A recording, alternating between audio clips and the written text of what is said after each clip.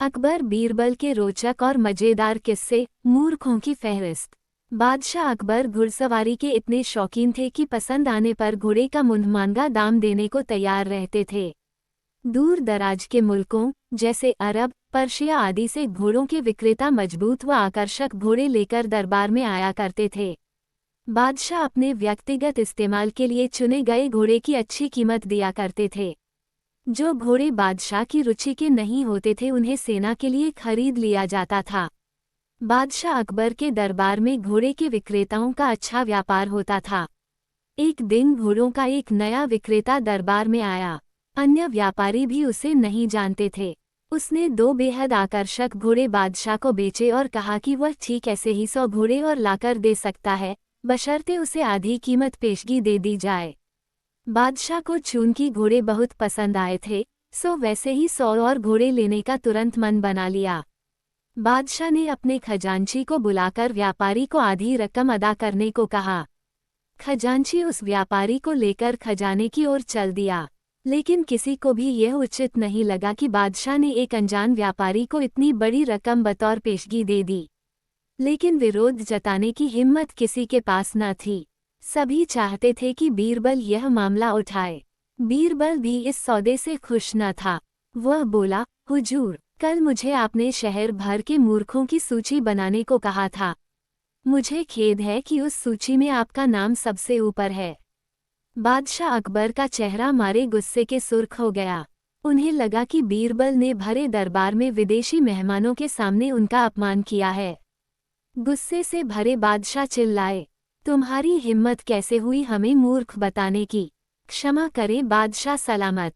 बीरबल अपना सिर झुकाते हुए सम्मानित लहजे में बोला, आप चाहें तो मेरा सर कलम करवा दें, यदि आपके कहने पर तैयार की गई मूर्खों की फहरिस्त में आपका नाम सबसे ऊपर रखना आपको गलत लगे।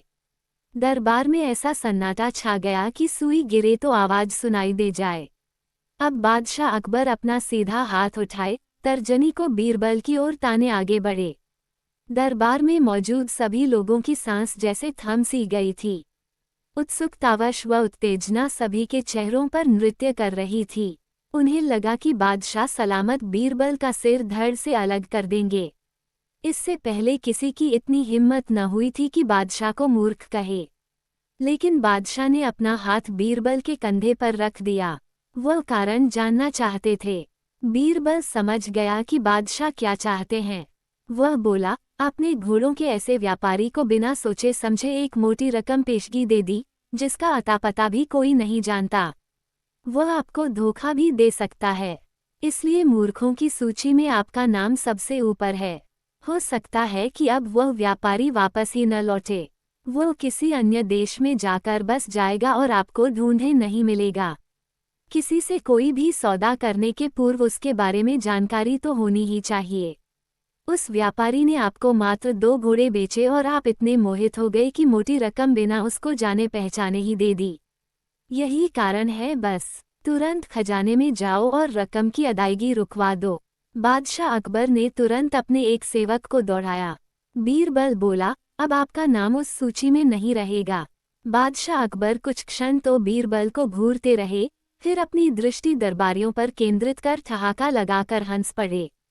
सभी लोगों ने राहत की सांस ली कि बादशाह को अपनी गलती का एहसास हो गया था। हंसी में दरबारियों ने भी साथ दिया और बीरबल की चतुराई की एक स्वर से प्रशंसा की। समाप्त।